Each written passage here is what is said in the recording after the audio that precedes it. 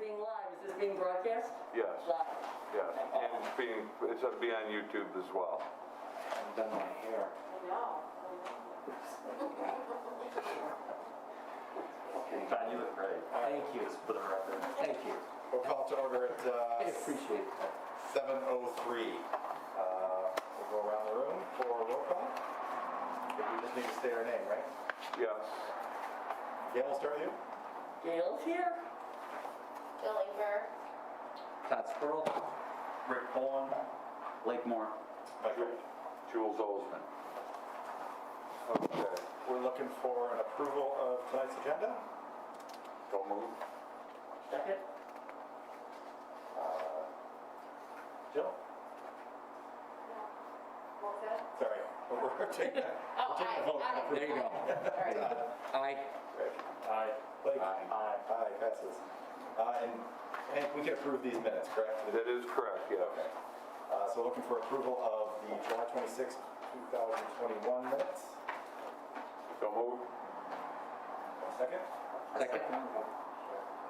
Yep. Aye. Jill? Aye. Todd? Aye. Rick? Aye. Aye. Aye. Aye. Thank you. First up, we have matter of site plan review for an addition to the Chapman residence at 26029 Eller. Who's presenting? Did you guys want to? You want to do your thing first and then we'll go to it? It's up to you. Whatever you want to do. You have the option of going first if you would like. Okay. I mean, it's a pretty straightforward addition, but you want us to announce ourselves here instead of the table? Yeah, yeah. that's where the microphone will pick it up. I'm Steve Chapman. And Andrew Danaher, architect for the Chapman residence. Pretty straightforward addition. It's sort of, I think, what we've called in the past, up and back. So our side yard doesn't change at all. Front yard setbacks don't change at all. It's a contextual addition to our neighbors on the south and north. It's basically the same thing that they've done on theirs over the years. It's a simple ranch, or I guess not a ranch, but it's a bungalow. Single pitch roof, gabled roof, and we're adding some dormers off the front and a covered porch to try to give it some life along Allard, and then most of the addition is in the rear of the house.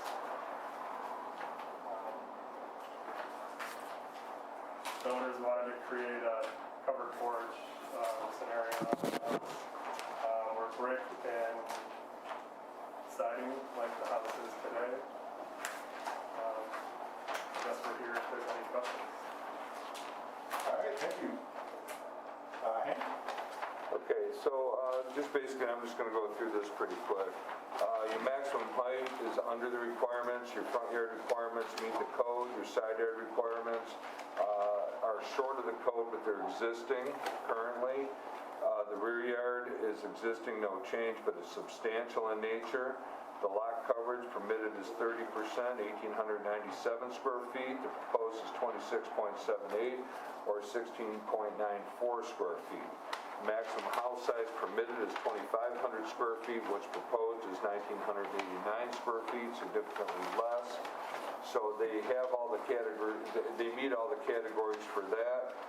There are some concerns as far as the second floor being actually bigger than the first floor, and the appearance. If you can take a look at the bottom right drawing, you'll see that that you may have concerns about that, as we mentioned in the report.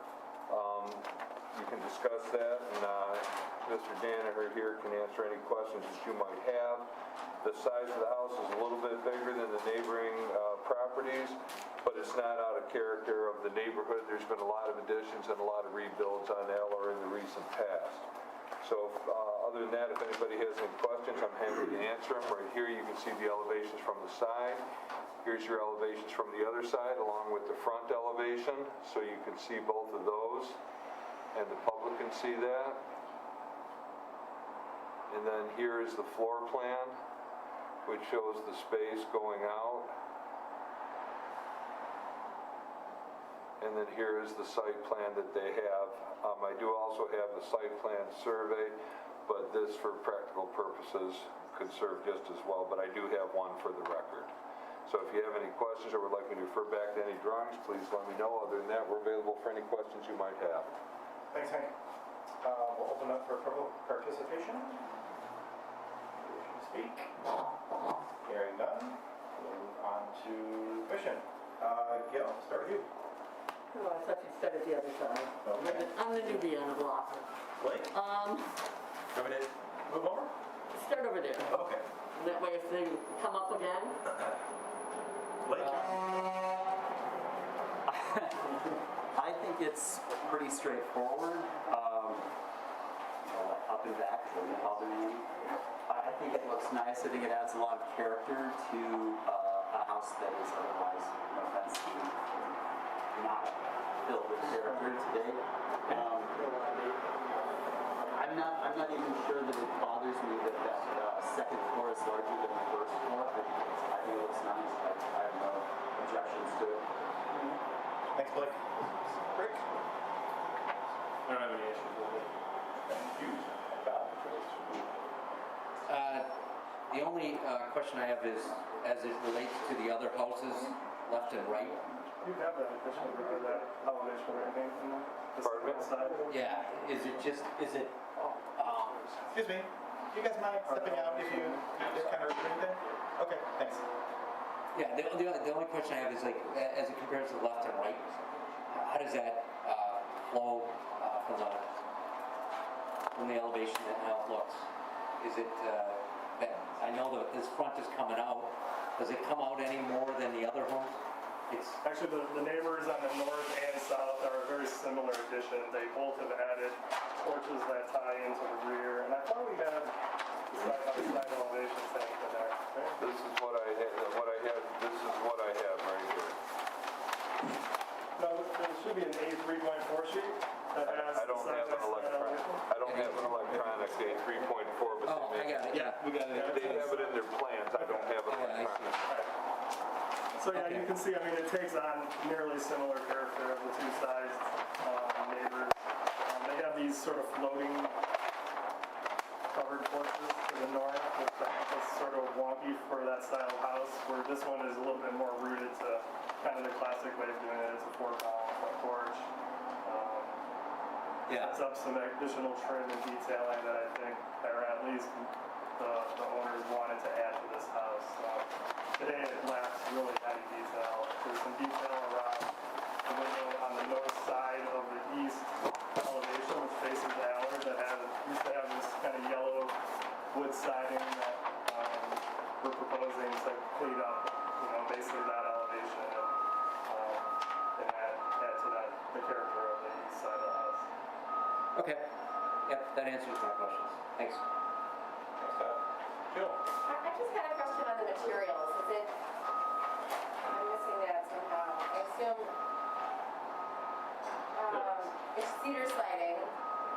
Yeah, it's just smooth, 8-inch smooth cedar siding. It'll be painted siding. On the front and the back? Yeah, just in the porch dormer, Okay. and then in the back, Yeah. the addition. So it's just supposed to give it a classic look. It's not. I don't like vinyl, and I frankly don't like hardy either. So it's kind of going back to more of a maintenance, unfriendly maintenance endeavor, but it's a real timeless look.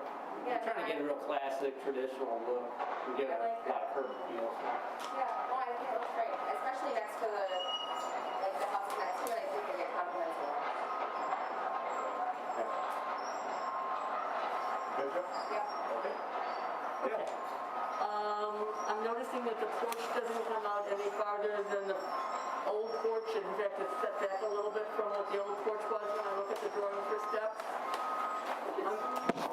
It doesn't say in dimensions how far out it's coming, but I take it it's not going to be any Yeah, it comes farther. out 3'4" on the north side of the house, and on the south, because that elevation steps back 2 feet, it's technically 5'4", so. Yeah, it's not in the front yard side. Yeah, we're not encroaching Right. any more than the porch does, but Because I actually a know little bit less. the house to the south has the covered front porch with 2 pillars in the middle and you put 4 pillars going over to the south side and you're taking out the bay window and putting in 2 flush double hung windows, is that correct? Yeah. The concern that I have if I'm trying to look at the drawings is it looks like some of the windows that are dark have mutton bars on them, it looks like, and these are just single glass, windows. And I'm wondering whether the windows are gonna be the same throughout. Yeah, currently the house is all, has no muttons in it, but it will have muttons in it, at least the top half of all windows. Well, in other words, only the top half will have buttons and the bottom will not? Yeah, that's how this house would traditionally be, just top only. And the upper ones are casement windows, so that's why you see the one marked all the way through. It's one single window that opens the door. Technically, it's a casement window versus a double window. Okay, and then on the rear elevation, I thought it was, you're not worried about who's behind you because it's Rite Aid, so you're not worried about the elevation from the rear or whatever else as to what somebody is looking at. But I thought that it was, and again, looking at the elevation for the windows in the back, again, it showed that there were only buttons on the top and glass on the bottom on the side window. And I just didn't find it consistent. I would have preferred if it didn't cantilever out because looking at it, it's 2 big front additions, a front addition and a rear, but my concern was that I thought it was out a little far, but it's not too far because it's in a setback. But I'm concerned about the windows. Yeah, they're all gonna be, SDL, and they'll all have buttons that increase in the top half. So, yeah. Oh, we are. Yeah, so when we started, we were not replacing lower windows, but now we are. So, and whatever we do replace, it would have the same style. So, mine's top section, lower section clear. Does that make sense? Initially, the only windows we were replacing were the shaded and dark ones, so you could see which ones were new and which ones were existing, but we're replacing them all. Yeah, We would replace there's them. not that many on the bottom, so we're just gonna replace them and make them all match. Same openings. Same masonry opening. Was there any reason why in the back of the house, the middle window isn't possibly symmetrically placed above the window below it, and then the other windows would be balanced thereby, since it's an addition?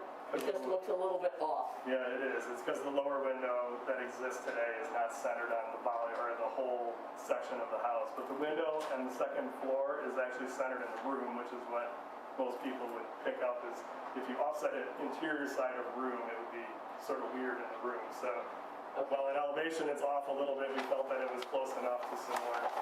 That it didn't make sense to add like a 4th window to the mix in the rear. So like you said, it's sort of all faces the Rite Aid. The reason it cantilevers in the back is honestly to try to give some cover to the rear door without having a secondary canopy to cover.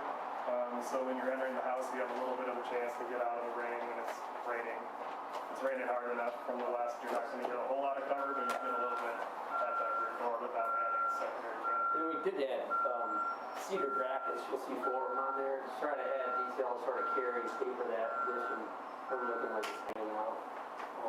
So, just to soften it. But yeah, that gives you a little bit, a couple feet of overhang in the back, just to soften the lighting back there, so good feeling to it. Might seem silly, but that 1.5 foot that we're cantilevering out the back actually helps the rooms be a size that makes sense and can fit a normal size bed. I know there's a lot of houses in our city that have small bedrooms, but this one allows us to have 2 decent sized rooms that actually can fit the temperature. So there's a little bit of a utilitarian reason to do it, but also because we wanted to bring some aesthetic to the rear, which is today just basically a roof line. So. And I don't know if I'm right or wrong, it wouldn't make any sense on that middle window that you placed in the middle of the room to make it slightly larger than the 2 twin windows that are on both sides of it, to make it more centered over the window that's below it. Part of the thing, if I could, and I don't know if this goes, I'll just show this out there. If you take a look at the floor plan as well in relation to the window, you can't move the window any more to the right, it'll be over the bathtub. So that's one of the things that you have to take a look at. And for like the master bath that you have there as well, you end up cutting off a substantial portion of that room. So while typically the space is an inexpensive way to attain more space, it also makes these rooms serviceable. So that's just one of the things.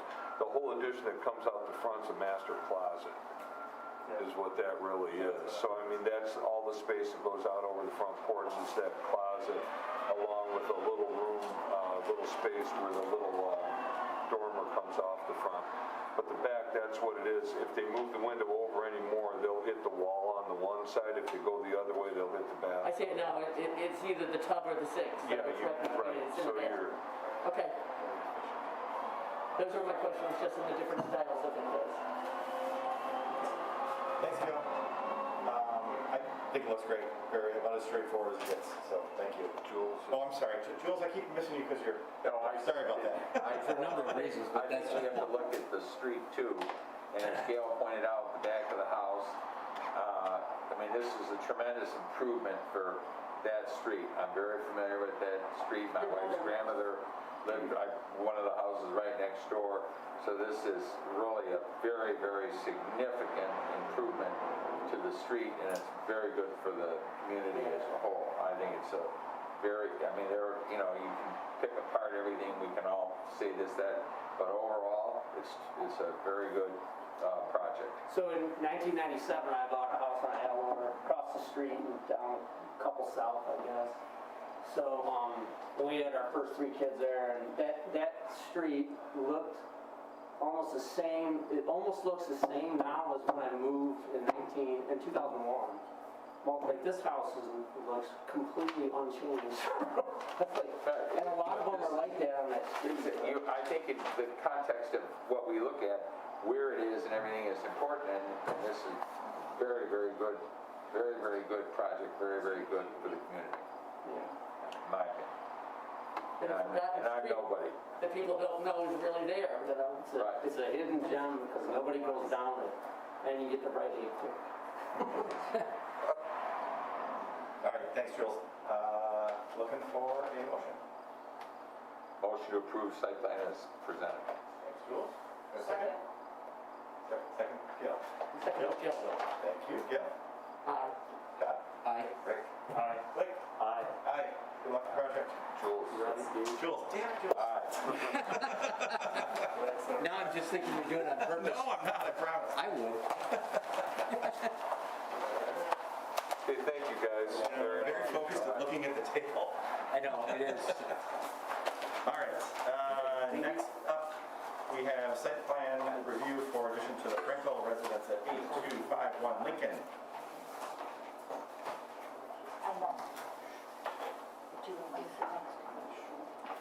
We are ready when you are.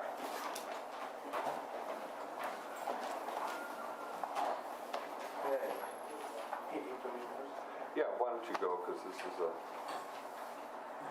Good evening, my name's Ben Heller, Heller & Associates, and I will be representing the Frankels for this presentation. I'm sure everyone's had a chance to look at the project. It's, you know, it's a, throughout the Huntington Woods, there's the corner lot situation where there are abnormal lot conditions typically, where the front, what the city refers to as the front is actually the side of the house, and where the front door is actually not the front, it's the side. And but this lot happens to just about be a double lot compared to the lots that it is zoning. I think right across the street, the zoning changes and they can have much bigger houses, and they happen to be part of, connected to the block with the much smaller lots, even though their lot is more like across the street. So there are some abnormal circumstances here, and that'll be part of what we take up with the ZBA. But we're here to kind of let you guys take a look at what we're doing here. We're matching everything, you know, being consistent with the house. The side that you can actually see the addition from the road is actually what they refer to as the front, but it's really the side in our case.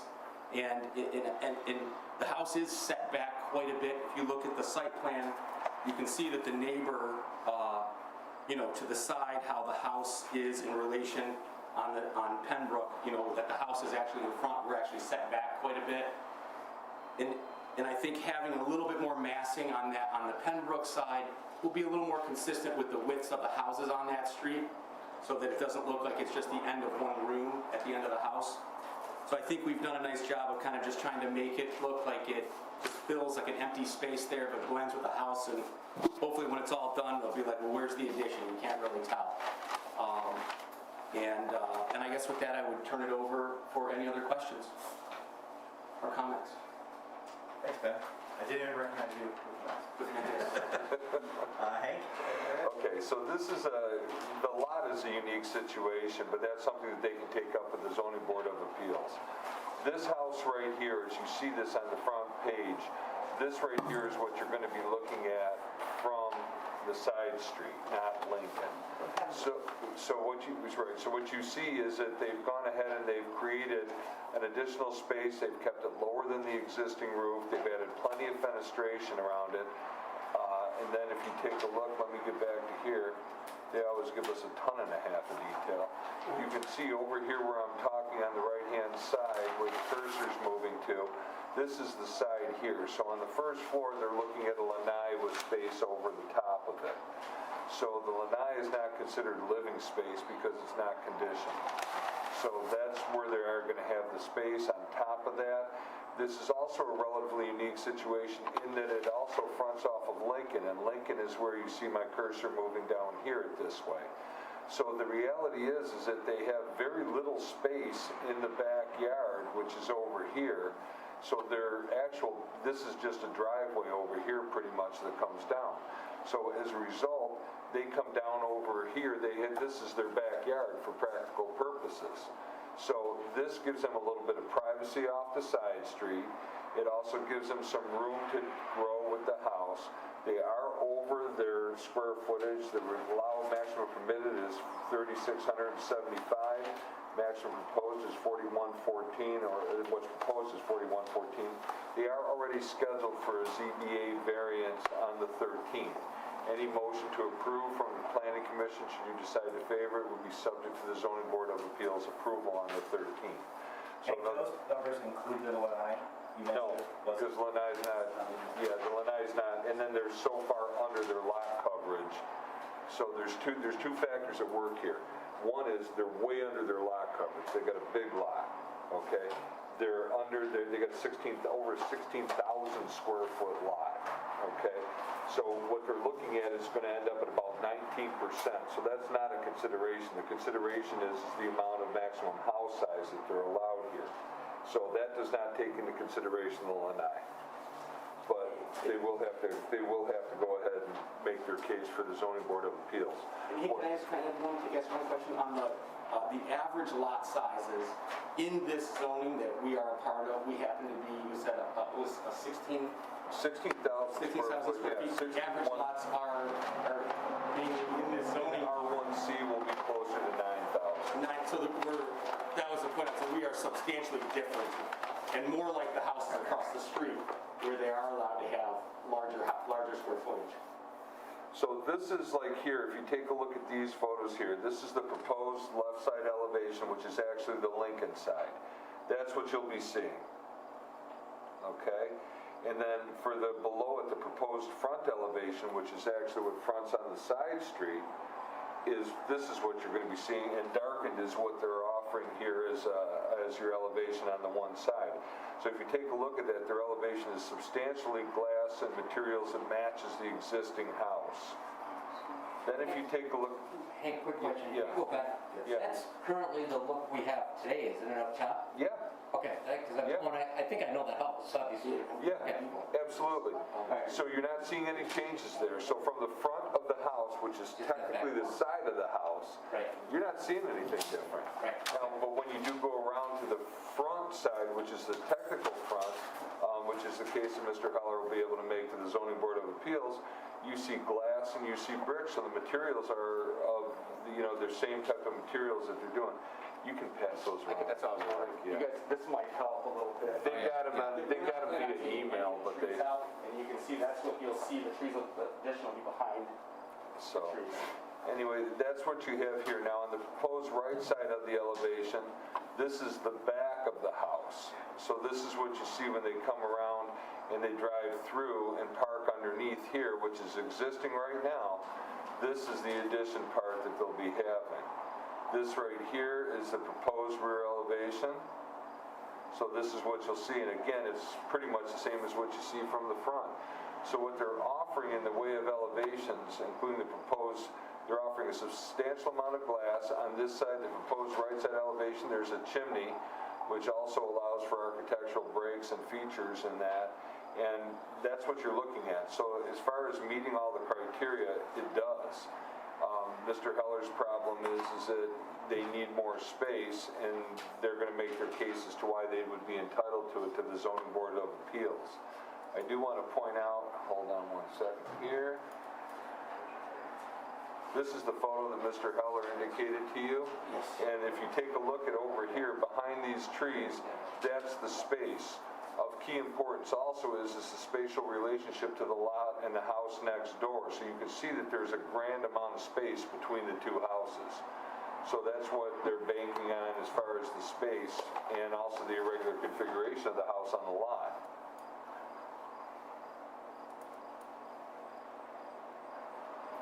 This shows from the house next door, and you can kind of get a different idea of another angle of the space that's allowed there. So it's not one of the things that this is going to be of a terrible encroachment onto the neighboring properties. There is space there. Hank, can you go back to that? Yeah, sure. Do you know roughly where the property line sits? Yeah, if you take a look and let me... Yeah, there we go. Okay, so here what I'm going to show you is... We got a lot of space.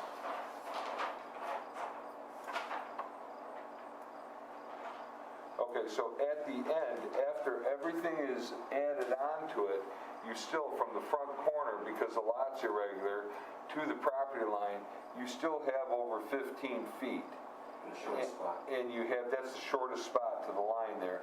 And then from the chimney of the other house, you have, hold on because I'm old and I can't read it. I can't see that number either.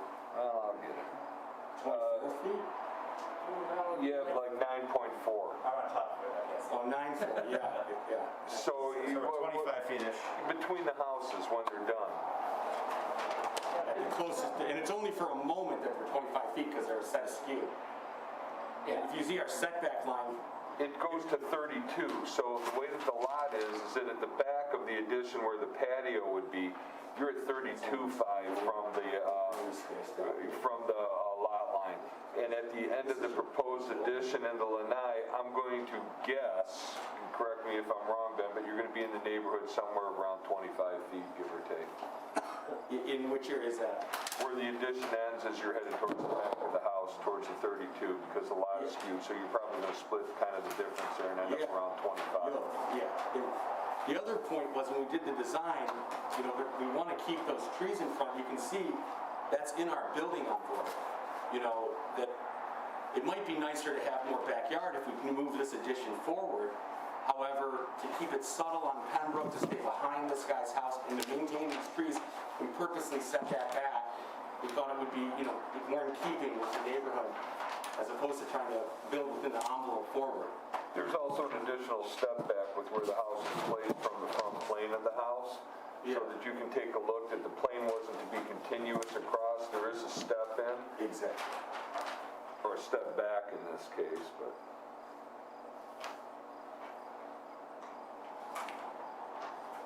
Is there any other elevations I can put up for anybody? Are we good? Okay. Okay, we'll open up for public participation. Seeing none, we'll close this. Gail, you ready to start this time? Sure.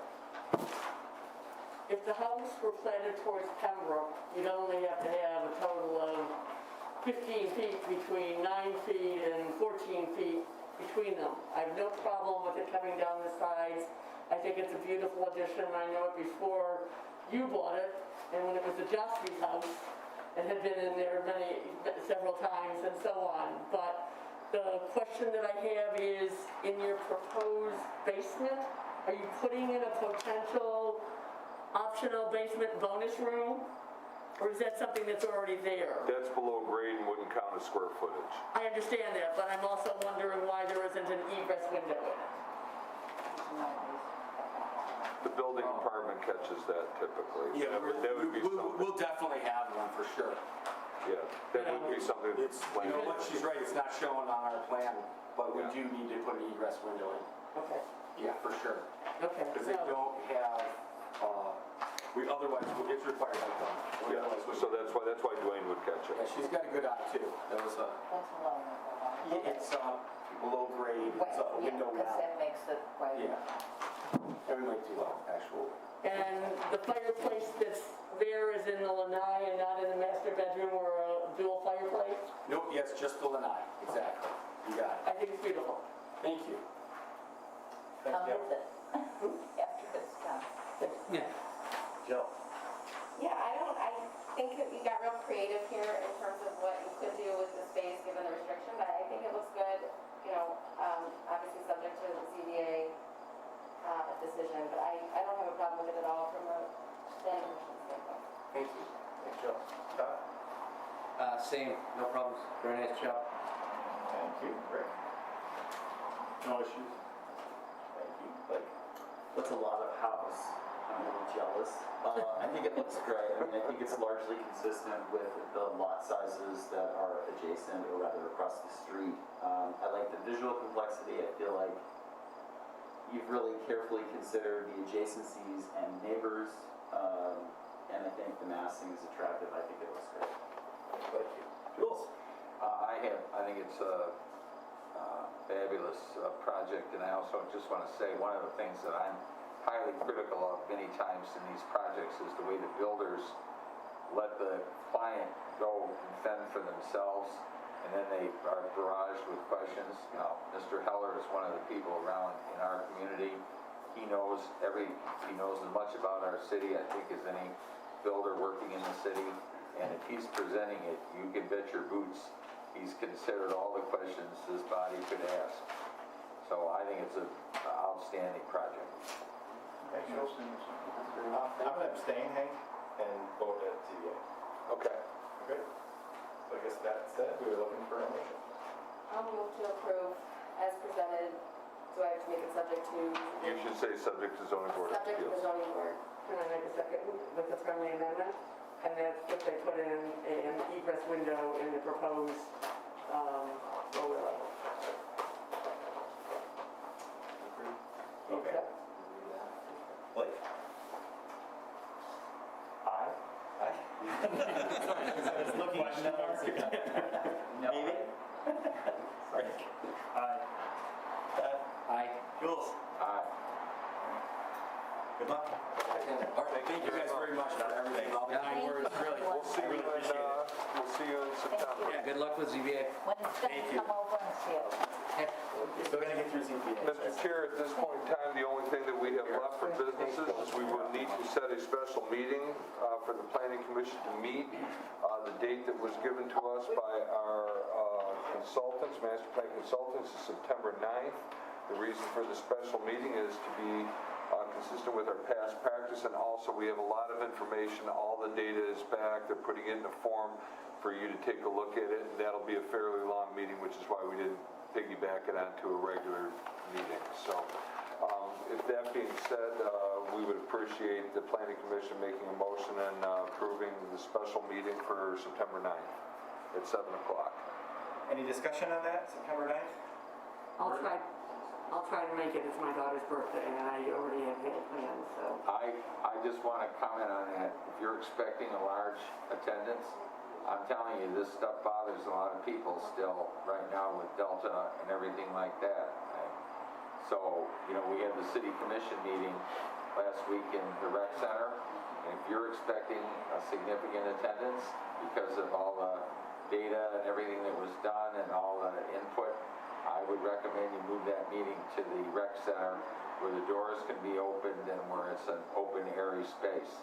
I'm just telling you this, I know that some people are more gutsy than others. I'm not very gutsy, as you can see tonight. It's not that I don't like all of you. I'm just an old guy that it's scared to death, so. I think that plays into it though a little bit.